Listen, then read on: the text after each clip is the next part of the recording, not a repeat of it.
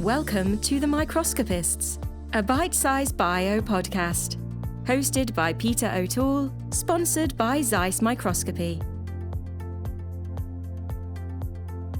Today on the Microscopists. Today on the Microscopists, I'm joined by Prisca Liberali of the Friedrich Miescher Institute for Biomedical Research, and amongst other things, we discuss changing career paths.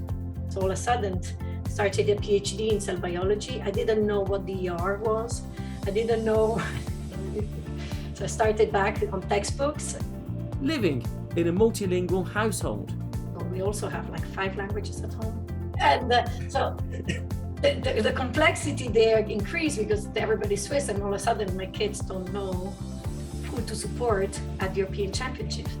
The importance of taking risks in research. It's part of changing and taking risks. I understand that taking risks sometimes is harder and especially, but for me it was the key to success. And why she started buying Lego during lockdown. So I buy Lego for them, so they really love the Lego building part, and they build a lot. And at the beginning when they were small, I would help them. At a certain point it was a bit boring, so I just, during COVID, I started buying my own Lego. All in this episode of the Microscopists.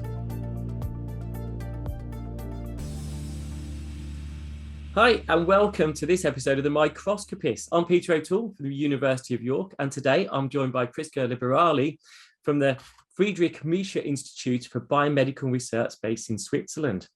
Prisca, good morning. Good morning, good morning. Gosh, I don't usually say good morning or good afternoon because it times it quite, times it, doesn't it? But I guess that's why I got my espresso this morning. I even put it in my Swiss espresso cup for you. So, my first question for you is, what was your first degree in?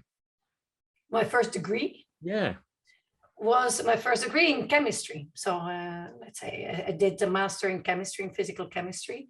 I started in Rome. I was born in Belgium, and I lived between Belgium and Luxembourg most of my life. I did finished high school in Brussels at the European school because my parents worked at the EU, and then I moved to Italy for chemistry. So physical chemistry was, yeah.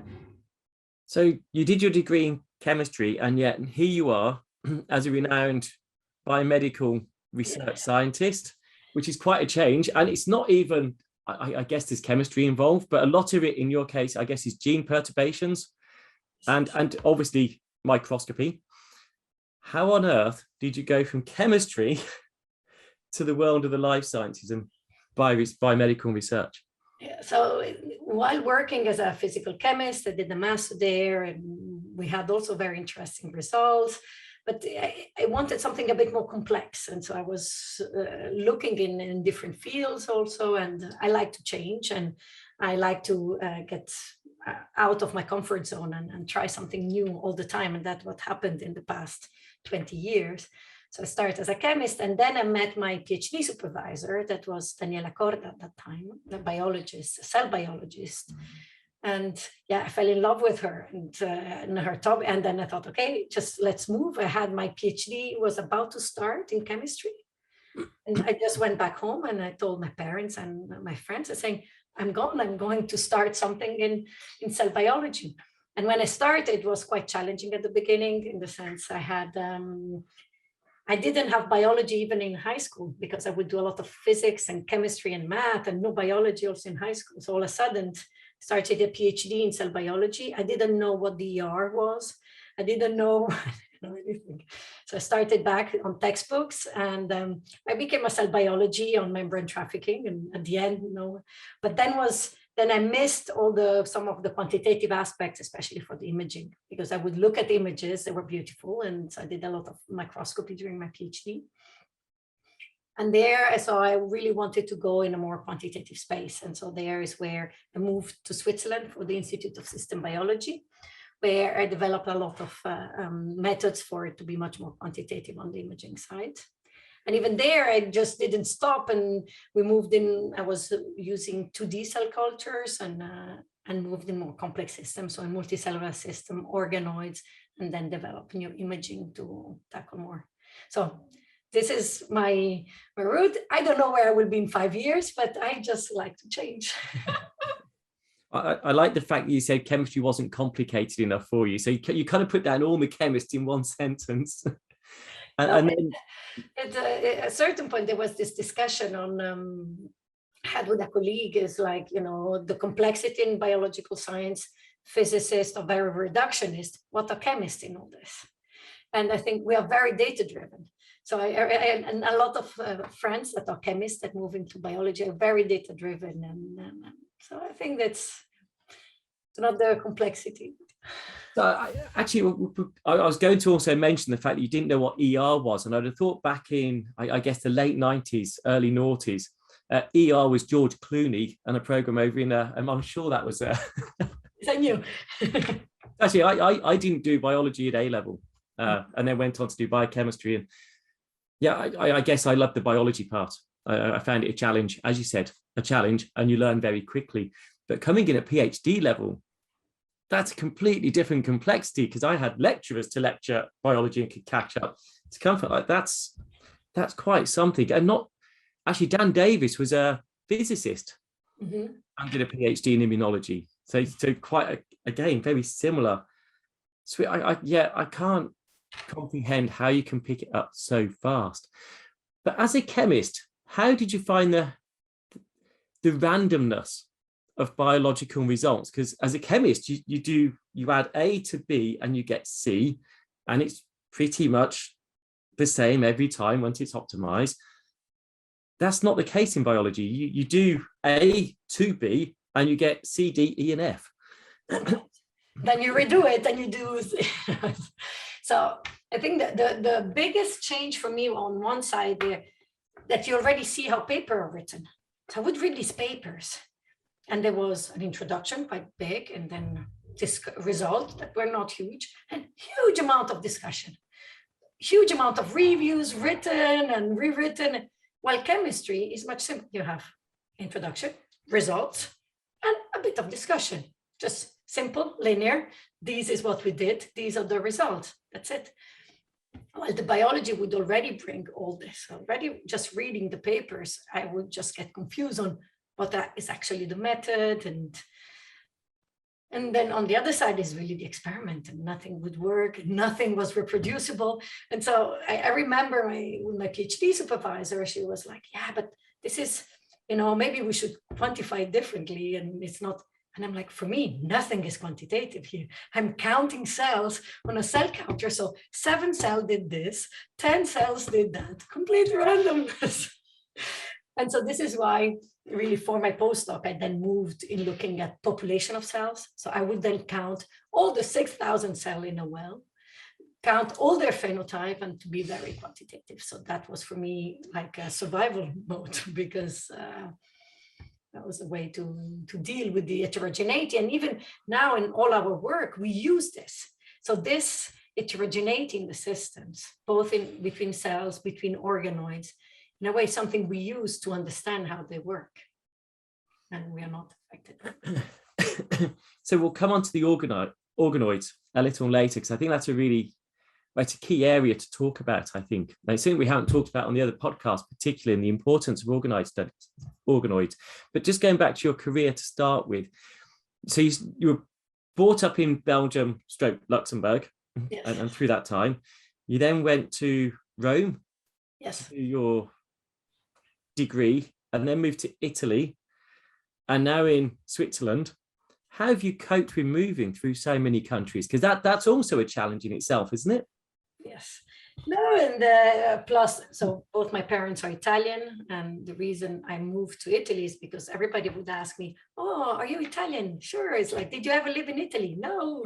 So at the age of 18 or 17 at that time, I was still 17, and I felt very Italian, but I never lived there. So for me, it was very important to go and live in Italy for a while.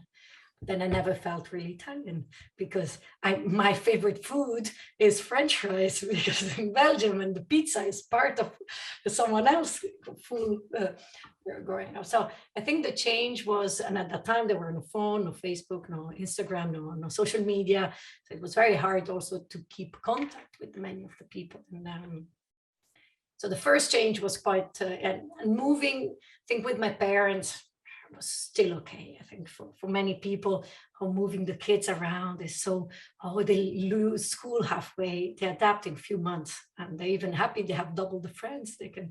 So it's, I think for me, the moving into Italy for the university was a bit tougher. I was also quite young, I was 17. And it was 2,000 kilometers from my parents and in a full different country. So that's, I think, the hardest part. But then you get used to pack everything and unpack and change houses and change people. And I think it gets harder while you get older. So at 30, when I moved here, it was harder. Or 28, I think was harder because you get in another space. Some people already have kids, some don't. They're at the school, but then you are integrating in a very local environment. So all of a sudden at school, most of the kids are Swiss. And so we are the foreigner, my husband is Dutch. So we also have like 5 languages at home.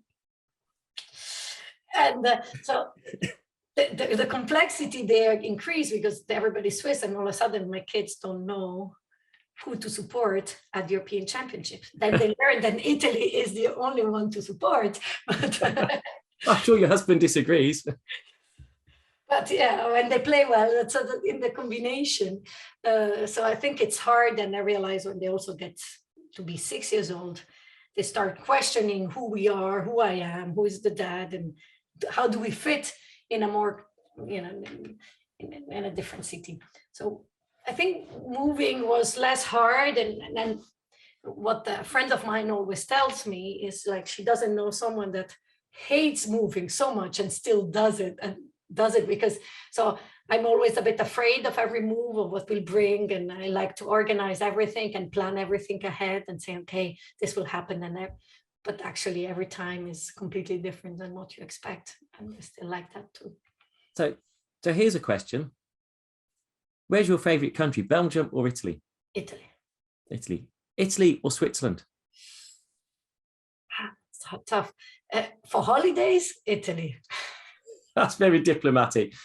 You're either going to lose your Italian passport or lose your job, one of the way or the other on that answer. Oh, but Switzerland is great. We call it our golden cage. There's a lot of things that work, and especially being extremely outdoor, winter skiing, the hiking, the lake. So there's the water. There's a bit of everything. The kids can go walking alone at school since they're 4 years old. It's everything. The work is great. As a scientist, I think there are a few countries that have a work culture and an environment as a science in Switzerland. But then there's Switzerland, and the food is terrible, and the wine is bad. So as soon as I'm just back from like 4 weeks in Italy during summer. But you can buy Italian wine in Switzerland. Yeah, and I drive through and I bring it. So I can do it, but it just tastes even better in Italy. I'm not sure. Different glass. I was going to say you're wearing different glasses, maybe just drinking from different glasses. And then you're in a different environment, the social environment, the interaction with people, the restaurant is quite different. So I really miss Italy. And I think during COVID time, I miss it even more. But I don't think we are happy to move. We are not unmovable from here. It's just finding a place that can compete with Switzerland is a bit hard sometimes.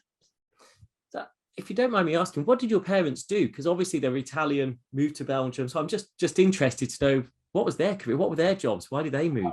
Policy makers in a way. So my father worked in the commission. So it's writing laws, and and my mom worked at the parliament. She was also the cabinet of the European president some years ago, and then she moved to Italy. She was also director for the European Parliament in Italy. So they are EU, one more at the parliament, one at the European Commission. For energy, for example, my father worked a lot for energy, also in research. So he was. So there is some science in that background, sort of. Yeah, but it's more, he's an engineer, but he also worked for HR. He also worked for different aspects. So And my mom did a history of art. So she's more an artist part. She doesn't know much about biology or chemistry. Or I think when I started my PhD, I asked her to listen to me for 3 minutes about my PhD project, so she could say what I do.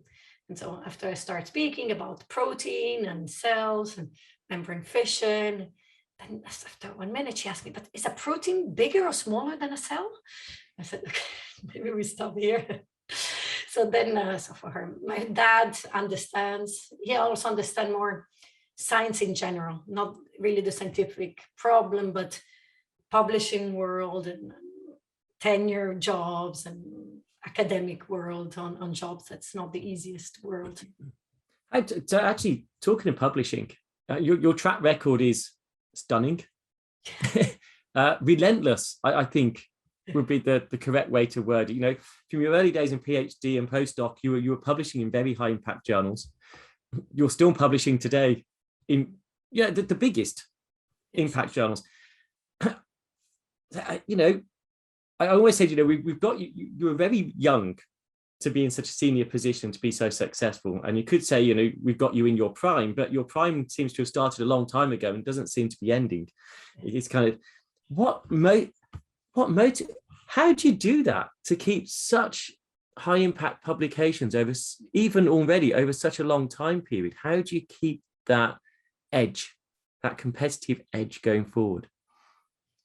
On one part, I think, is the changing, in the sense of being a bit fearless and sometimes maybe a bit stupid, because I changed. I started my lab on something I never did before. Started the lab on organoids that I never worked with. The first thing I did when I started my lab with the startup fund from one grant was to build a microscope that I never did before. I never built a microscope. I hired a guy that said, I can do it. And we said, okay, let's do it together. And I'm like, can you write the software for it? Yeah, sure, well, let's try it. So together we tried it. But the risk was huge. The risk was losing all my startup, that then would be a big thing. I could have been on the safer side and wait that some companies would have a commercial version that is coming out now, but I needed 5 years ago. So I could have been on the safe side and waited for the commercial one and do it like the other. While we built that one, I actually didn't sleep for a few weeks because I was like, what the hell are we doing? And so this was, I think, one aspect, and it goes in a lot of things I do. For example, when I started the lab, as you said, I had quite some high impact paper from my postdoc and for also the transition. But then I started something completely new in the lab.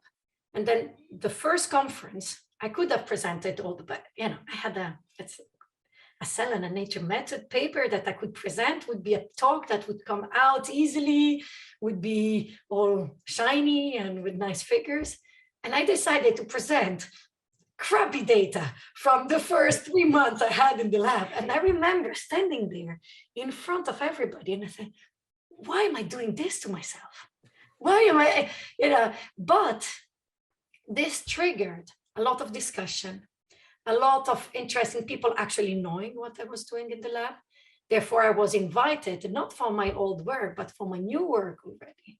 And I would have discussion with people in the field that were very excited and seeing crappy data, and like this weird girl, probably at the time still girl, that would come up and try to come also from a different field and trying to understand. So I think that always helps me in the, and the other part is the motivation. I have this curiosity and this drive, and sometimes I drive crazy my students, but I come always there with like new ideas and new thing to try. And I tell them when they start in my lab, there's probably rarely a safe project. Because I get probably bored. I'm not the ADHD spectrum is probably, on the changing. That's a huge risk to go from the field that you've ploughed that is successful and will continue to be successful for at least a short while longer. Instead of just like a good farmer would do and sow a different crop in another small field and see how it grows, and then maybe bring that over.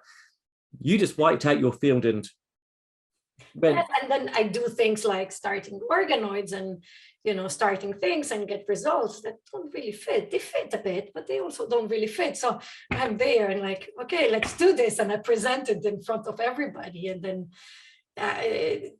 and the safe part, and I have my best friend from my PhD, and he did the same thing for his master. He worked on pre-Golgi, then he worked on intra-Golgi, then he worked on post-Golgi.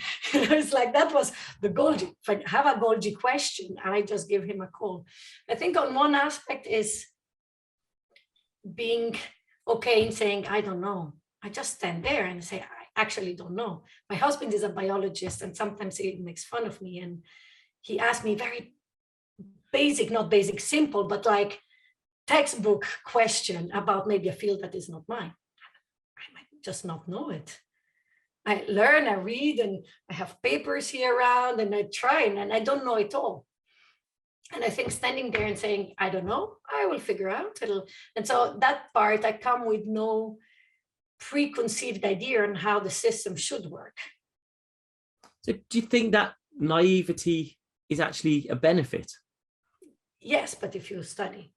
Not the naivety on the, it's a balance. And I have I have students and physicists that it's important to know the rest, but doesn't have to make sure that is the absolute truth. So I read a lot, and I try to keep up, and especially when I change, and I go to conferences. So for example, another thing I did when I started my lab is apply to conference, changing field. I have a lot of colleagues that only go to the conference they get invited to. While sometimes I don't go to the conference where I get invited because I can't, and it's a field that is, and I go and I just go. And I remember the first organoid conference, I applied, and I got a poster. The second, and I was already a group leader. Second conference, I applied and I got a short talk. Third conference, I got invited, and I was like, So I think it's part of changing and taking risks. I understand that taking risks sometimes is harder, and especially but for me, it was the key to success, is taking risk. And also now I have a full gastroloid project that is early embryo and development, and I went back to basic development. I didn't know what were the 3 million. So go back to developmental books, and recently I was again presenting at the full development early embryo type of conference, and I realized a lot of people were there, and I'm like, okay, it's out of my comfort zone. Yeah, and a lot of effort to read up on new areas as well, to build up that background. You mentioned that your husband teases you with some easy questions and stuff, but you worked, I believe, with your husband for a short while as well. Yeah, even not that short. It was 6 years in my full postdoc. We met before I joined his lab. 3 years before, I was during my PhD. Meanwhile, I finished a PhD, he started his lab, and we both do a lot of imaging and quantitative imaging. And so when it was time to start my postdoc, the decision was to go somewhere where I might not like it as much as doing something together. We made few deals on making sure everything was okay, because we were already almost married. We were about to get married, and so the institute was approving it. The university, that everything was clear, because that's, I think it's. And that I would be always on fellowships, I was almost all the time on fellowship. That helped me for some mental independence, but actually people don't see this. And so I think that was the hardest. My PhD supervisor was telling me that was a suicidal move for my career. And she was probably a bit, but the risk was, again, very high. If we would not have worked out, it's very hard. I went on the job market without a reference letter from my postdoc supervisor, because it's a bit ridiculous to have my husband's reference letter. So what I did at the end of my postdoc, I visited different places. So that's also, I changed quite a bit to make sure that people would see the independence, also externally and also for me. So I would start also being in a different field, and that also helped. But I went to visit 3 different labs. So I went in Hans Klever's lab for the organoid for some months. I went to Janelia, to Eric Betzig for, and especially there they have the imaging facility where you can go and so to try the lattice light sheet and different light sheet microscope for the organoid, and also to Dana Pierce's lab at Memorial Sloan Kettering to then for the analysis and the single cell measurements. So I think that was very important. So then I got, but I had to do it in a different way. So I went in Dana's lab for 2 months, and I had also small children at that time. My son was 4 months, 5 months, and it was in Janelia. My mom was here. So it's, yeah, it was not always. So you sent some pictures kindly. I believe this is a picture of you with your husband, son and daughter, somewhere nice and sunny. Yes. Probably Italy, because it certainly doesn't look like the UK to me, or Switzerland. No, it's Switzerland. That is why I said this is the lake in Zurich. So it was the lake in Zurich a few weeks ago. We were just back from holidays. So that's, yeah, my daughter and my husband. We were at the lake and we had dinner there and went swimming at the lake. So it's my son that is now 7 years old, and my daughter that is 9 years old. So I started the lab when they were 1 and 3. So I was going to ask, you know, how good was it working with your husband? And what do you, when you get home, do you just talk work, or what do you do out of work to distract him, to have to balance that? And, you know, how balanced is it for your children? Because obviously you both got successful careers. Who looked after them? What happens there? Okay, so yeah, this is so working together was great. We work really well together. We have very different, but clearly at a certain point, it's his lab, it's not my lab. And clearly I could be a lab manager, but in his lab, but it was not what I wanted and what would have been, I think, good for anybody. And so the moving was there. So for example, I had the 2 children at the end of my postdoc and in a way in the transition. And so I went to have the job in Basel with my son that was a few months, and I was there. The paper of my postdoc was accepted while my son was born, so it was the chaos. But clearly there, working together really helped in supporting each other. I would go in the lab, finish, he would be here home. So it was really very easy at that time. The parents flew in once in a while to help. But clearly, when I went on the job market, I had an offer here in Zurich, but the one in Basel was really great. And so I had a long weekend to think, shall I take a job 5 minutes away from home, or shall I take a job 1 hour 40 from home? And I took the 140 from home, clearly, because how I am, I go for the crazy part. And there, at that point, I took the job in Basel, but I decided to start 1 year after. So my son would be 1.5 years, and I would have more time to finish some things. And in the meanwhile, we found someone that lives with us at home, is a woman that's over 60. So it's like a grandmother, that is no one's mom. And that helps. And she's extremely helpful also for the household, mainly. Yeah. So then all my free time is really dedicated to the kids. And having 2 jobs that are like this one, they're very demanding, but they also give so much flexibility, because there's rarely something that we need to go and there's no operation, the flexibility this job gives is quite incredible, especially if we both do it. You know, one, especially when they're small, would go to work a bit later and come back later, the other one would come back. So that helps. For the balance, the problem, for example, was with the trip, especially starting the lab, traveling to conference was very important. So my husband has been very supportive and has traveled much less the first year of my lab to be able to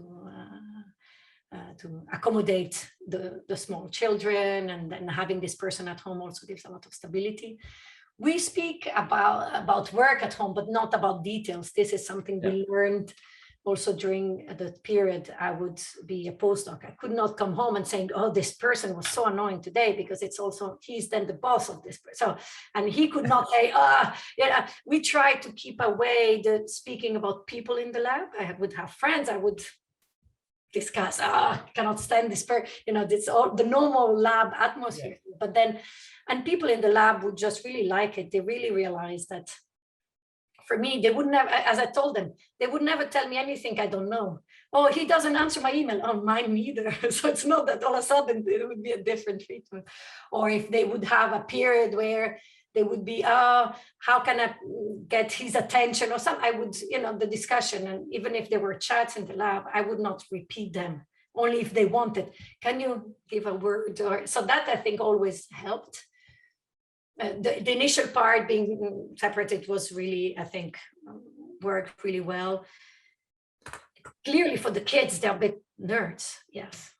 They know the difference between virus and bacteria very young. They have type of sentence they use that for people outside are like, okay, this is a bit nerdy, but it's part, and they build robots and they do this. Yeah, I remember some of my children teaching them little bits of fun facts and then telling them never to repeat it to their friends when they go away, because that won't go down well.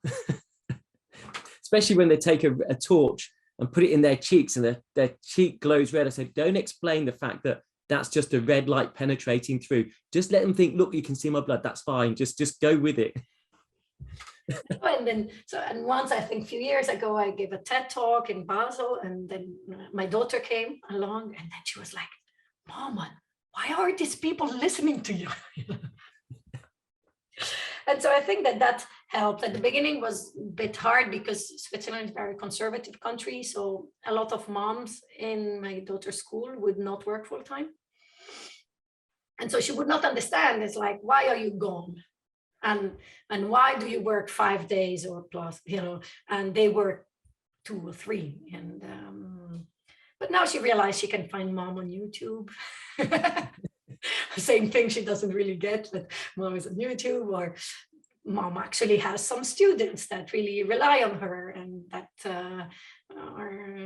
and that's what I told her. It's like, is your teacher there every day? And it's like, oh yes, and also my students like to have me there every day. And I asked her, do you love to go to her sport? She's very sportive. And she said, yes, I would go there all the time. And the same for me. I found something I like, and and part of it is the science, part of it is the mentoring. I really like mentoring young academics, and so that's. So you mentioned your daughter likes sports. So you're an outdoor sporty person yourself? Yes. What sort of, again, thinking on the life balance, what do you do outside of work? What are your hobbies? So it's the summer, I need to spend some time on a sailing boat. That is like first day out of work, I just go and I spend time on a sailing boat, at least for a week or 10 days. This year was 10 days. So big sailing boat, not too huge, but like where we can sleep on. And this year we were in Sardinia, or mainly Italy, but last year we were in Greece. And so being on a sailing boat, and it's quiet, it's just, I love it. Then my husband does a lot of kite surf. I can stand on a boat. So is this one of your? Yeah. So here it was, this year we were entering Bonifacio. So that was entering the harbor in Bonifacio between Sardinia. So it was in Corsica, and that is great. So that's my son, my husband, and my daughter. We are just there, and I really recharge all the batteries there, and I think it's great.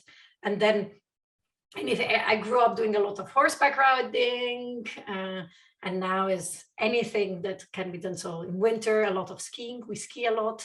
Well, so I've got to get out of the way of this one. Is this a picture? So where are you here in this skiing picture? It's the Eiger Northwand. So that is next to Interlaken, and then you go, that is on top, there's like the highest Jungfraujoch. So this is the highest train station in Europe. Okay. There, so that is the Eiger North. So there are a lot of also climbers there. So that's we were there for. That's a lot of children. Yeah, but mine are the green on the right, and the right and the left one. The middle, I was with my cousin and their family. So And so there's a lot of skiing, hiking. We went wakeboarding. The picture there was after wakeboarding on the lake, and anything that can be done outdoor. It's really something I like. And that's mainly what I do when the weather is nice. And then what else I do? I like really to play with the kids and to do things with them. And I think the letter I got for my birthday from my son was like, really, and Mom, thank you. I really have a lot of fun with you. And so that's something I like. So even when they do their Lego, I build my own Lego. That's what I do. You build your own Lego? Yeah, so I take like grown-up Lego. Do you buy your children Lego and then build it for them? Or are you buying yourself Lego and so they're building theirs and you're building your own? Yes, the second one. So I build Lego for them. So they really love the Lego building part, and then they built a lot. And at the beginning, when they were small, I would help them. At a certain point, it was a bit boring. So I just, during COVID, I started buying my own Lego. I realized there's a full spectrum of Lego that goes from full bouquet of flowers that you can build of Lego, and or vans, the Volkswagen van, or cities. There's a Lego architecture. Have you got some examples? Yes, I can take it. I'm here on the thing, the desk. Let's see. This is my Volkswagen van. Well, you're not going to go camping in that, are you? Yeah. But after building it, we said, okay, let's at least try it one weekend. And the thing we miss here is still, I have this that I need to finish, is the light my bricks. So you can put lights in it and you can light it up and have really like the front lights, the back light, the retro. And so this is my next project as soon as it starts raining. Finish my Volkswagen. Do you know what? It's a really nice looking bit of Lego as well. Do the children not think, I'm going to give up building Lego because look at what Mom's building? I can't do it.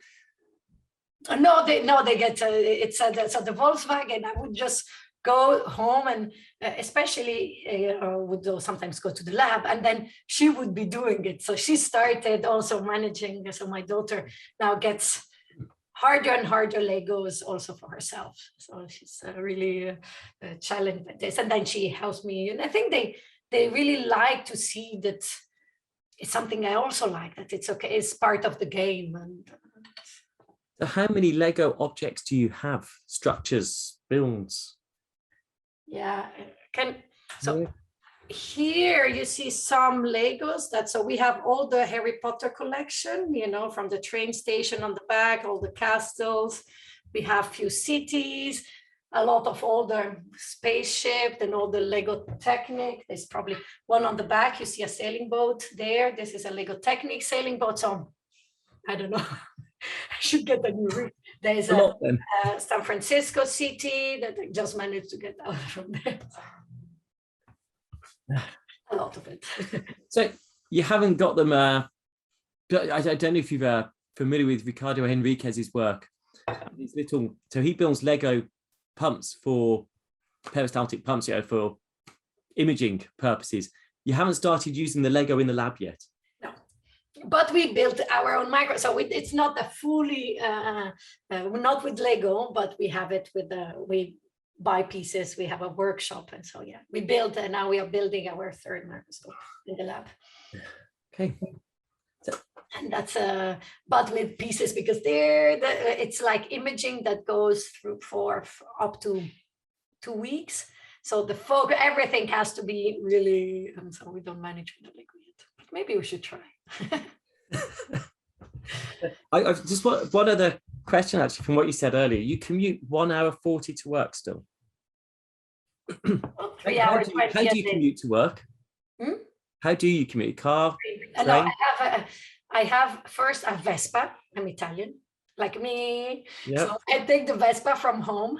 So then I'm in 9 minutes to the train station, and then I take the train. And then I walk or tram, or depending when I'm in Basel. And then when I'm back with the Vespa. So do you work on the train? It's like, in a way, it's quite annoying, but I think with the commuting, it's easier that one of the two is very close to work. So my husband is 5 minutes from work. So if there's something happen, he's really the one that is close by. And the other one commutes, but because the problem is getting to the train station, getting on the train, then if you spend 40 minutes or an hour on the train, doesn't change incredibly. It's even better. Sometimes you really have the time to open the computer, start something and finish it. Just the organization needs to be quite good that I'm on the train. And this is why also we had help here, because if I would miss a train, I could not pick up the kids at school, and everything would get very complicated. So having someone at home was quite essential with the commuting and the traveling, because if then my husband is at the conference, they call me from school, someone got hurt, that happens with mine quite often. You need someone that picks them up. And at least, and then I have this person that can go and pick them up. Meanwhile, I'm coming back and there. But so I often, for example, if I take an 8 o'clock train, there not very often there's a train that goes directly to the institute, but when it's there, it's an hour 15 on the train. So I take my Vespa, I'm an hour 15 on the train, and then I walk 5 minutes. Yeah. It's not when the day that are working well, are pretty good. I take the train at 8 and 9:15 in the lab. I leave the lab at 4:37. 4:47, I'm on the train. 6, I'm here at the train station. 6:15, 6:20, I'm home. And you've got those 2 hours of work on the train. Yes. Which to actually either do your background reading or to be writing up or reviewing. Emails and then often the time at work, the 9:30 to 4 is a lot of meetings one after the other to make sure I manage to see everybody. I have all the things. So it's a bit of a calendar organization, but now I'm doing it since 6 years. So I said at the start, you're working on organoids, which is, I would say, not in its infancy necessarily, but it's still a relatively new field of for organoids, and especially there's a lot of challenges in imaging with organoids as well. So for the viewer listener who's not familiar with what an organoid is, what is it, and fairly briefly, what is it and why is it so important? What is the advantage of an organoid compared to just looking at cells on a cell culture plate? Yeah. And compared to in vivo. So I think that the organoids are structure that are grown from iPS cells or adult, not can be human, but mouse adult stem cells. And in different processes, and every organoid is a little different, but that can recapitulate or development or regeneration, can create multicellular structure that have the cell type composition, often also the structure and the functionality of some tissues. Clearly, we are not in vivo. So what an intestinal organoid recapitulate is the property of the intestinal epithelium, not of the mesenchyme, not of the immune cells and how they react. And in vivo, that is another complexity that we would be adding. But clearly, we have all the cell types and the structure with the crypt-villus axis. They are much more accessible for imaging than in vivo, but clearly they are 3D structure that are embedded in a matrix. And they grow in for a very long period of time. There are the different markers, so it's the complexity there. The other advantage is the perturbation space. We performed a 3000 compound screen image space for the organoids. This is something that you cannot make 3000 knockout mouse.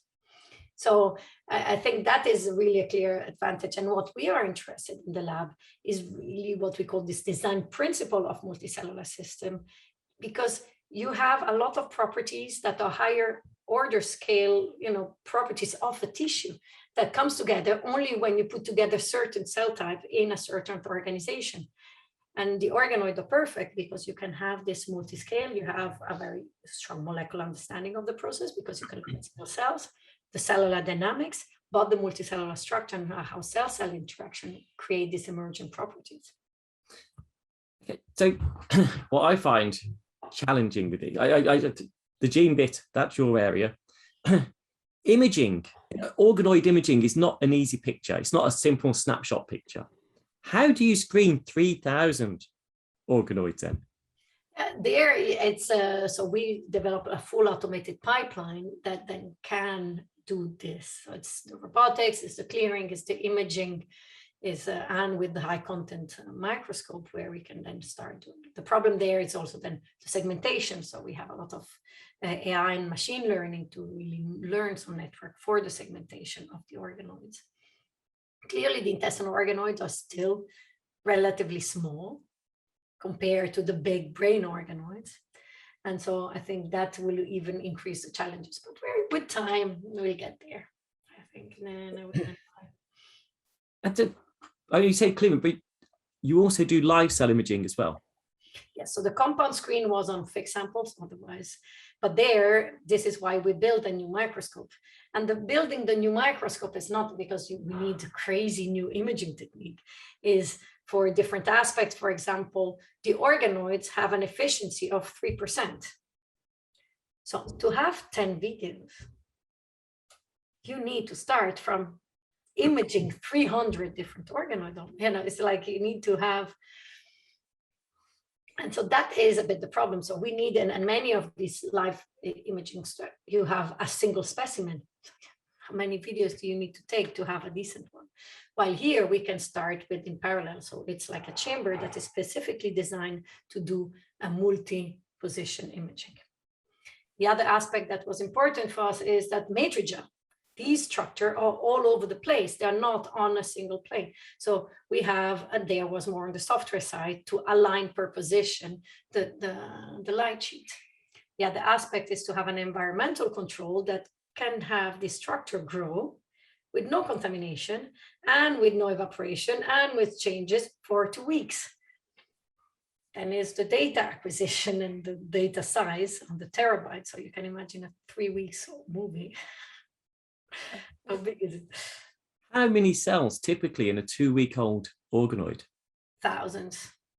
So it's good to tease out, because I think most people listening, watching will have at least seen a single cell to give a sense of how much you can study within a single cell.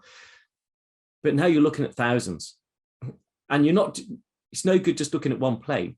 You need to look at at least half the 3D structure. Yes, the full 3D, but now we're designing a different one where we hope to get the thing. At least we can get the bottom. If we image from the bottom, we can see that. So what's your favorite imaging technique? It's really the combination. So what we do is that we do the high content imaging for something like 30,000 organoids and a time course. So we, at that point, have the average behavior of organoid over time. Because if you have 40% of the organoid in a certain state at day one, and then 40 in the other one, so this is probably the population that grow in a certain way. But then you don't know the dynamics and the dynamical part. And so in a way, you can overlay the dynamical information on this trajectory inferred from 100,000 organoid on the fixed and multiplexed. So it's really this interface between the two that is, and then with the light sheet. This is expensive science. I'm just thinking about the cost of the reagents. If you're using pluripotent stem cells to start with, the reagents to culture those are not the cheapest reagents. To culture them up for 2 weeks with such a high attrition rate, because they don't all succeed, you've got to wait 2 weeks to see what succeeds. It is eye-wateringly expensive. And the matrigel is something insane, because you have also matrigel that's very expensive. Then we do a lot with the human organoids, and with human organoids, the medium are absolutely insane. So the expenses, and if you imagine a time course, so one aspect is the light sheet, and the other one is also a time course. You have these plates that are expensive. And sometimes you do a full time course and the staining didn't work. Oh no, let's do it again. And you need to start from mouse to make these organoids. So you also need to host mouse. It is also not cheap, and you need to host a petabyte of data. That's also not cheap. And so it's very expensive, and a lot of grants. I write quite some grants. Well, so that was the next question. So when you're writing grants, they're obviously not the cheapest grants. Do you worry about the total cost, or do you just write in the cost that it's really going to be to do the work? I don't put it all because it's a combination of things. But if I put the exact cost, the problem with Switzerland is that salaries are expensive. So when, also for ERC panels, people are like, are these seriously Swiss salaries? And they compare Italian salaries, and it's like, with an ERC in Italy, you make a full lab. In Switzerland, you make a small group.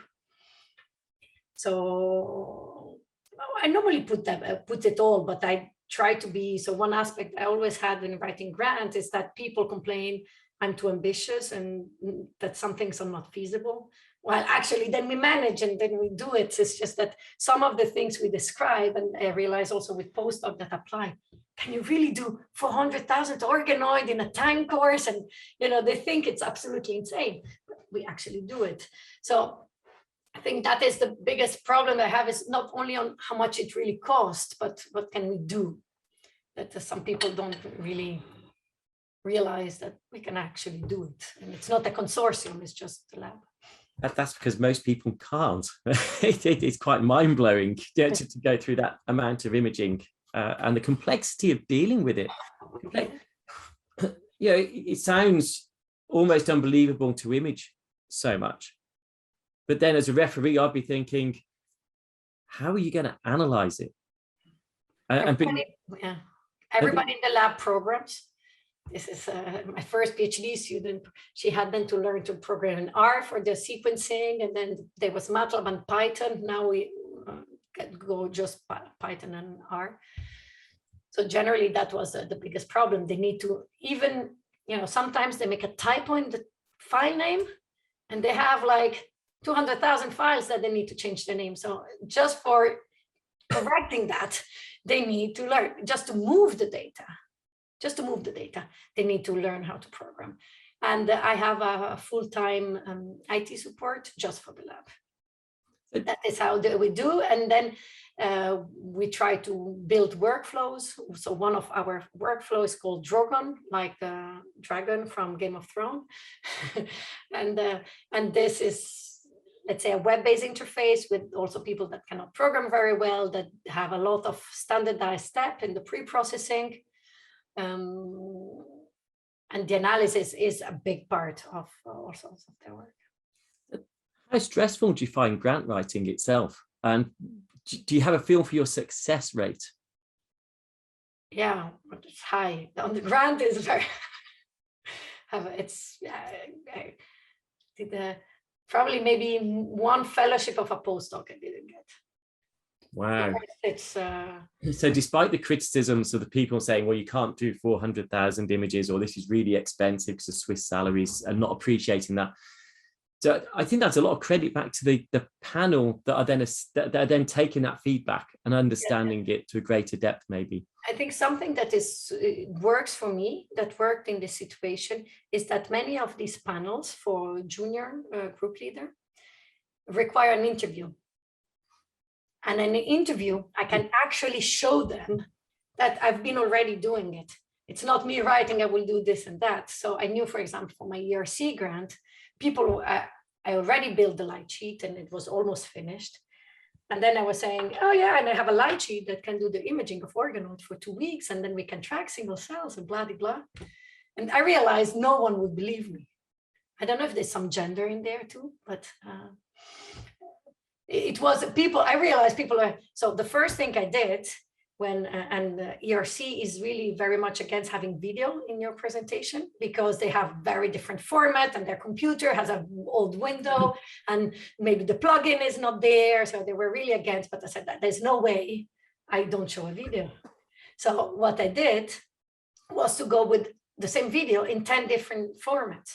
The day before, trying all of them to have one that would work on their computer. And the first thing I did, and my ERC interview, was to show, saying, because this is how organoid grow. And I showed the video of an organoid growing from a single cell for 2 weeks. And I realized already there, the face of everybody was changing, that, okay, all their doubt of the infeasibility to challenging were gone. And so that, I think, was something that was quite useful for me, having the interviews where I could actually show the data and show the preliminary data. You know how to market your concept quite well, which is a different skill again, isn't it? It's that Yeah. knowing how to put the convincers. Yes. Into I think that is also sometimes hard, because if I change field and I don't know all the knowledge, it's hard. It's not that I go there and I know the full literature of 20 years. And sometimes people in the panel know it better than I do in their aspects. Yeah. So I'm going to switch tack and ask you some quick fire questions. Yes. Are you an early bird or night owl? Night. I had to change with the kids. If I could, night. Okay, thinking of being a night owl, tea or coffee? Coffee. Now I'm drinking the tea just because otherwise my caffeine level. And I'm even changing ginger shots. Ginger shots? Yes. What are ginger shots? So ginger with some lemon, and then you have a little ginger like shot. So it's like a coffee, but there's no caffeine. So you get some energy through the ginger and lemon and everything. And so I don't have less caffeine. Do you buy that or do you make that? I normally buy it at the train station. I have my little place, and then I have 2 for my day. So I get a ginger shot on top of coffee. Okay. Avoid afternoon coffee. I've not come across that, so I'm going to look that up actually, because that sounds really quite. It sounds probably a bit healthier than the espresso early in the morning. Wine or beer? Wine. As long as it's Italian? Yeah. Red or white? Red. I'm changing. Was more white. Now lately, last year and a half, red. Especially from Italy. Yes. Red. Yeah, and the white from Switzerland. What's your favourite food? Pasta with vongole. Okay. So not French fries, not French food anymore. So no, Belgian. Yeah, it's let's say the Belgian food is my comfort food. Okay. Let's say the go for the French fries. So this is that of my. But if I have to cook something, it's probably pasta with vongole. What's your favorite movie? The Eternal Sunshine of the Spotless Mind. Do you want to say that again? The Eternal Sunshine of the Spotless Mind. I think that was the full title. Is a movie where someone would start deleting the memories of a relationship that would go bad. Okay. And then while they start doing this, they realize that in a way memory are important to grow. You don't want to erase everything, and the way it's done was something. It's a movie of a few years ago. It was really something. Yeah. What would you do? Rather read a book or watch TV? Read a book, but I do more TV. So in holidays, I know when I'm overloaded, the first thing that drops is reading books. And I know it's an alarm sign that I need to calm down a bit. What do you watch on TV? What do you watch anything that is anyone would be? You don't watch that, do you? What is your trash? Oh yes, I love a lot of trash Netflix TV. There's a lot of, but yeah, I still watch Grey's Anatomy since 18 years. Okay. I'm waiting. I know when the next Grey's Anatomy is out, and I've been looking at Grey's Anatomy for many years. I watch Netflix a lot, or now Disney Plus a bit more because it's the National Geographic, and there are a lot also there, some aspects I like. And what music do you listen to? Normally, like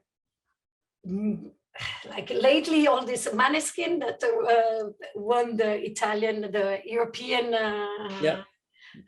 Eurovision Song Contest. So I've been then on some radio, and now again with the kids, they are taking over and what. So it's a lot of actual pop, and that's like coming. But so did you watch the Eurovision Song Contest then? Is that something you do every year? No. Not every year. This year, I think we watched a part, and I thought also for the kids getting older, so with all the different countries and everything, and I knew Maneskin was in there, and it's a group I like. And so we watched it all. So Lucy Collinson, who you'll probably know for the Clem and 3DEM work, and she's an avid Eurovision fan. So actually, she's been to the events as well. She'll always have a party. So actually that night I did watch Eurovision this year. I thought it was actually really good. I've got to say, I can't believe I'm starting to enjoy it more.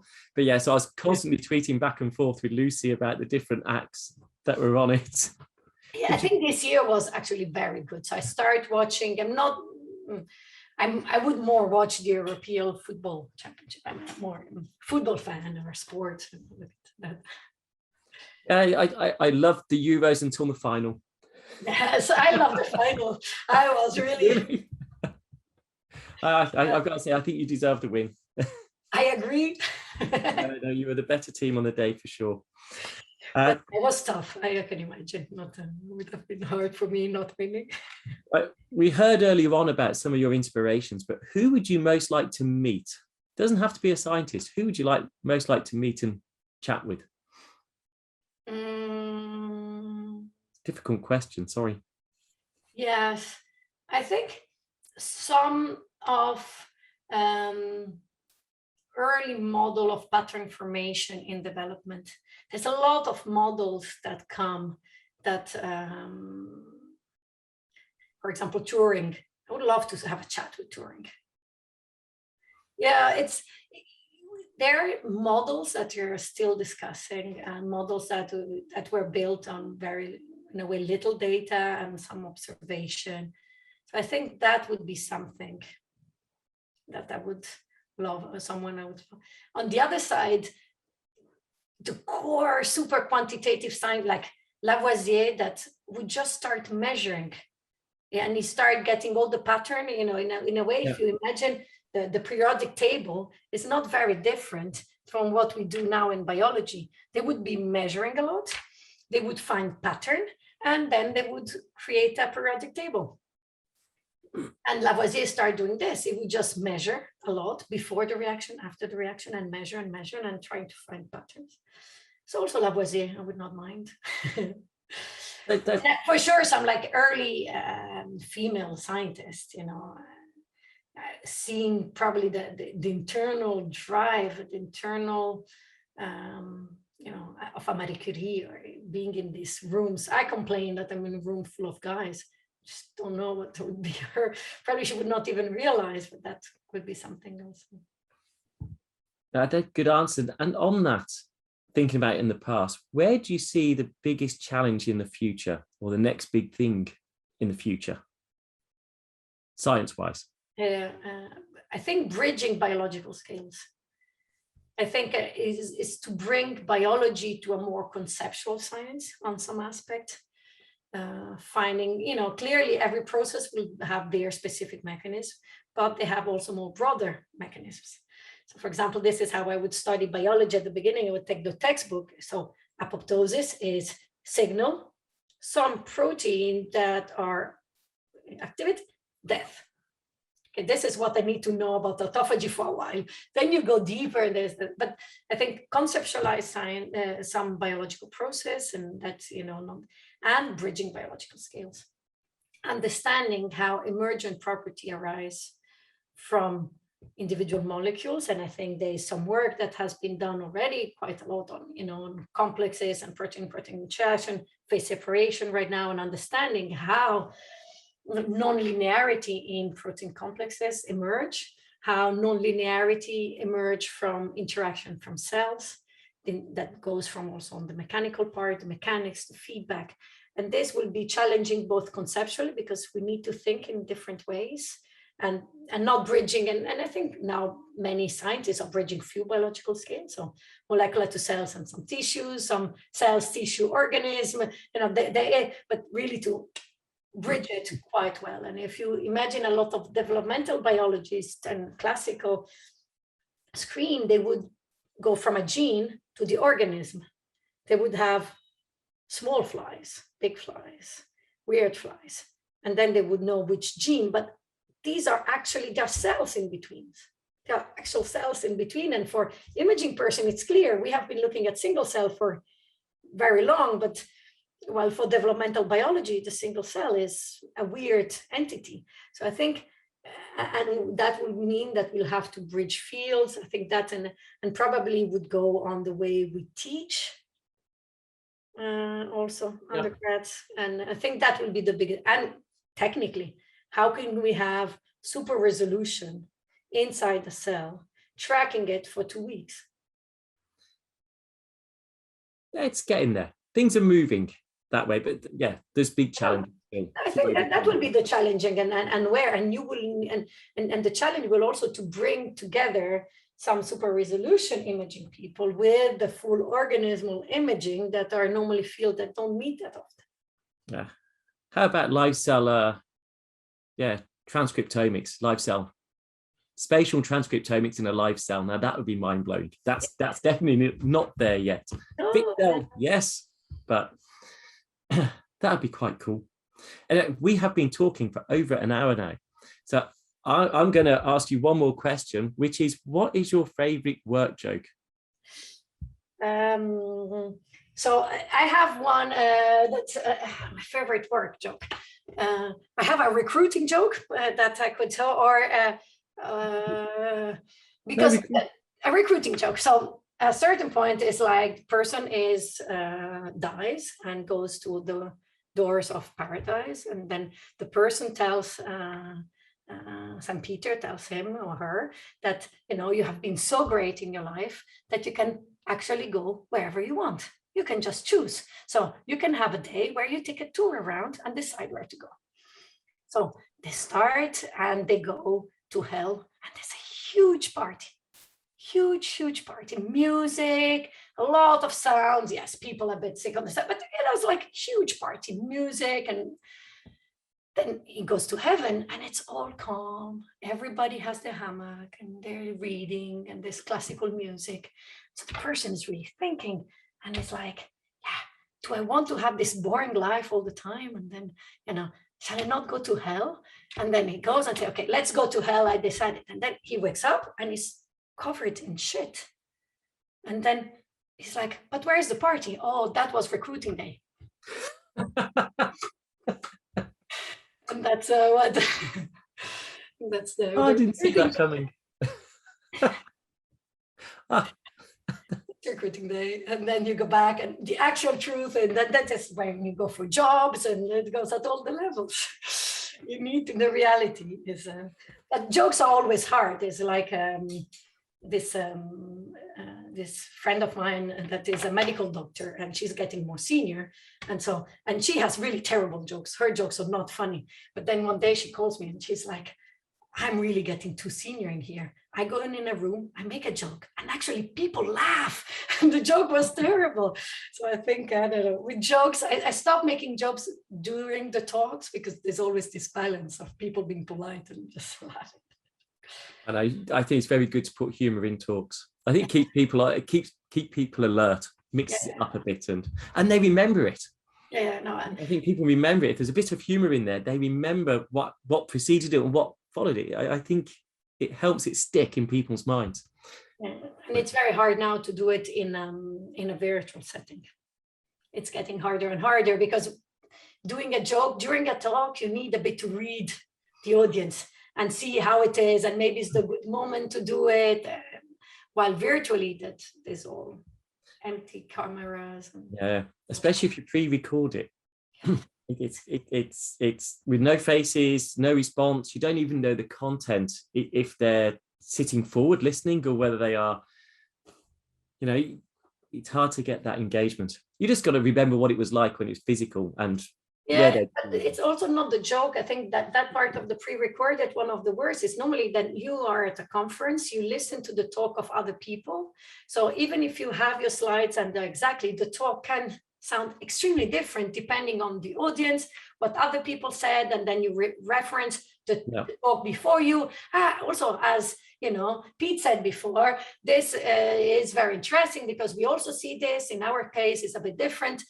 It's very different. And now you pre-record, you have no idea who's speaking before or after you, and it's not the same. Yeah, with the Royal Microscopical Society meetings and with ELMI this year, we did as many as possible live. Because I think it's better for the speaker. Yes. More fun. They can see chat going on at the side.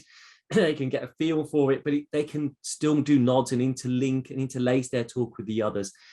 Just gives it a more, even for the listener, the viewer, it's more exciting knowing that it could go wrong, but it's real. It's not perfect.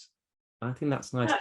And especially because the pre-recorded, you normally have to even listen to yourself. So you need to pre-record it, spend the time and record it well, and normally it goes wrong. The kids come in, and so you need to restart. And then you just you listen to yourself to answer 3 questions at the end. So yeah, and it's never good listening to your own voice. Never comfortable. Anyway, Prisca, thank you very much for joining me today. thank you. And it's been really inspiring to hear everything. I love the fact that you chop and change so much and take big steps, and I hope that continues. I don't want you to stop doing organoid research and light sheet microscopy, but I want the next big thing as well. So keep changing with the times. It's been really great listening to you today, and everyone who's watched or listened to the Microscopists today, I hope you've enjoyed it equally. There's been some great comments, actually. We've heard about Eric Betzig, Lucy Collinson, Ricardo Henriquez with his Lego building. There's a lot in common with others. So please do go back, tune and listen to those. And don't forget to subscribe to whichever your favorite channel is. And Prisca, thank you very much for joining me today. Thank you. Have a nice day. Thank you for listening to The Microscopists, a bite-sized bio podcast sponsored by Zeiss Microscopy. To view all audio and video recordings from this series, please visit bitesizebio.com/the-microscopists.